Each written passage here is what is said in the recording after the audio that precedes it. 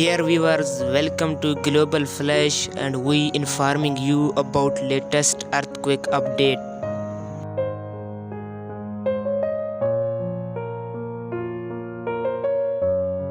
The United States Geological Survey reported a magnitude 4.7 quake in the United States near A2 station, Alaska, USA.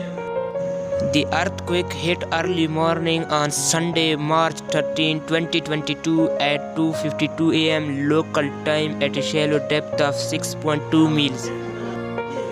The exact magnitude, epicenter and depth of the quake might be revised within the next few hours or minutes as seismologists review data and refine their calculation. Thanks for watching Global Flash. Please subscribe.